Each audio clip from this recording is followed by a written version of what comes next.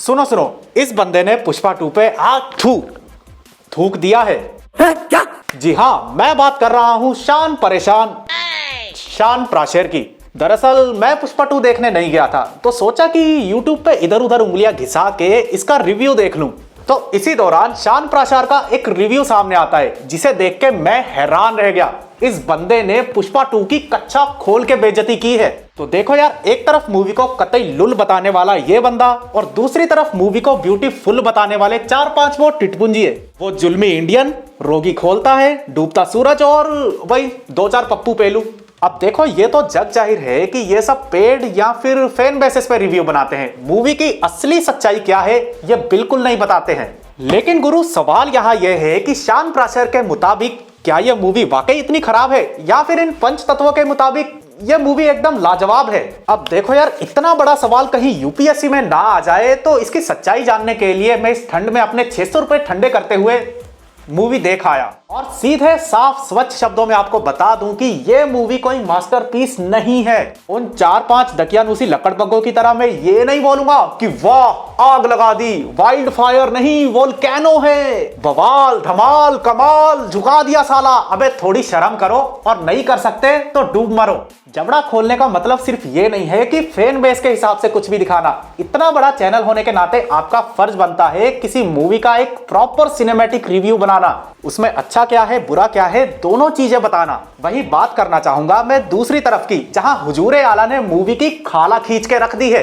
हाँ, बेशक ये मूवी मास्टरपीस नहीं है, मास्टरपीस के आसपास भी नहीं है, लेकिन ये मूवी इतनी बुरी नहीं है कि इसे जाके देखा नहीं जा सकता। हाँ, 2 चीजें मूवी में ऐसी हैं जो अगर बॉलीवुड की तरफ से की गई होती तो ऑडियंस और ये रिव्यू करने वाले अब तक अपनी छातियां पीट रहे होते धर्म की दुहाई देके। लेकिन उसके बारे में आगे बात करेंगे, पहले ध्यान से सुनो। पुष्पा और शेखावत के बीच का जो चूहे बिल्ली का खेल है, यानी कि जो वो एक दूसरे को मारना नहीं चाहते, सिर्फ एक दूसरे को हराना चाहते हैं, एक दूसरे को नीचा दिखाना चाहते हैं, वो मूवी की बैकबोन है। वो एक्चुअल में काफी इंटरेस्टिंग लगता है। इसके अलावा पुष्पा का एक फोटो के चक्कर में सीएम बदल देने वाला पूरा सीक्वेंस, और अपने भाई के साथ family drama, emotions and all, इस सब को आप बिल्कुल एंजॉय करोगे। ये वर्थ इट है किसी भी ऑर्डिनरी मूवी की तरह। लेकिन इस मूवी ने कुछ भी एक्स्ट्रा ऑर्डिनरी डिलीवर नहीं किया है। सीधे एक्शन पे आता हूं। मूवी के स्टार्टिंग में जापान वाला एक्शन, सीरियसली पुष्पा वहां उड़ रहा है। I mean really. अगर मास मूवी है तो इसका मतलब ये नहीं कि भाई ग्रेविटी आपके पास भी नहीं आ सकती। एक 60-70 किलो के आदमी को अपने कंधे पे रख के पुष्पा बाकी 100 लोगों को उड़ उड़ के मार रहा है। 14-15 फीट की दूरी पे लगे पाइप पे पुष्पा उड़ उड़ के ऐसे जंप मार रहा है जैसे Krrish, I mean what the fish. Seriously, काश मैं वो सीन यहां दिखा सकता। उस सीन का वीएफएक्स इतना गंदा दिख रहा था ना। लेकिन फिर भी अगर ऑडियंस को लगता है कि वो मामूली पुष्पा थोड़ी, अब तो वो द ग्रेट पुष्पा राज है, इसलिए वो उड़ सकता है, तो सुनो, यहीं पे एक फ्लैशबैक का सीन आता है पुष्पा के बचपन का। और भाई साहब, वो बचपन में भी उड़ रहा है। काश यार मैं वो सीन यहां पे दिखा पाता। अबे लगाओ यार वो सीन, मां की आंख कॉपीराइट की। पंछी बनूं उड़ती फिरूं मस्त गगन में। मतलब ये चीज आप बताओ ना, ये कौन सी क्रिएटिविटी है, ये कौन सा सुपर संडास है जो एक आम इंसान कर रहा है। चलो ठीक है भाई, बड़ा होने के बाद पुष्पा में हार्मोन्स बिलबिलाने लगे, उसमें स्वैग आ गया, मारकाट मचाने की ताकत आ गई। लेकिन ये चड्डीधारी में उड़ने की ताकत कहां से आई? वो डायलॉग है ना, पुष्पा झुकेगा नहीं साला।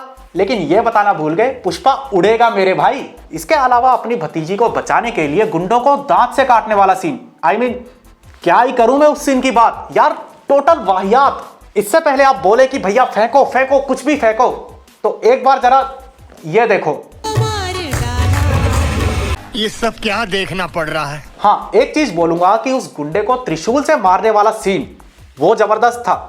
अब सबसे मेन चीज पे आते हैं। एक डायलॉग है कि पुष्पा का फैसला मंदिर के प्रसाद जैसा है, सबको नहीं मिलेगा। यानी कि पुष्पा जो अपने काले कारनामों का पैसा बांट रहा है, वो उसे सीधे सीधे सीधे सीधे मंदिर के प्रसाद से कंपेयर कर रहा है। अब बताओ, अगर सेम डायलॉग कोई बॉलीवुड मूवी लाती तो कईयों की धार्मिक भावनाएं आहत हो जाती। लेकिन देखो यार, ये सारी चीजें एक तरफ और मूवी का फीलिंग गाना एक तरफ। मुझे कसम है अपने पैदा ना हुए बच्चों की, मैंने ऐसा गटर छाप, ऐसा जहरीला गाना मैंने अपनी जिंदगी में नहीं देखा। मुझे समझ नहीं आ रहा था कि इस गाने में ये स्टेप हो रहे हैं या कबड्डी कबड्डी कबड्डी, नहीं क्या है क्या ये? घुस जाओ उसकी चड्डी में, शरीर की 207वीं हड्डी। सीधी सी बात है यार, रिव्यू बनाते हो तो मूवी का अच्छा बुरा दोनों बताओ। बेकार में जनता को परेशान मत करो, भगवान से डरो और थोड़ी शर्म करो।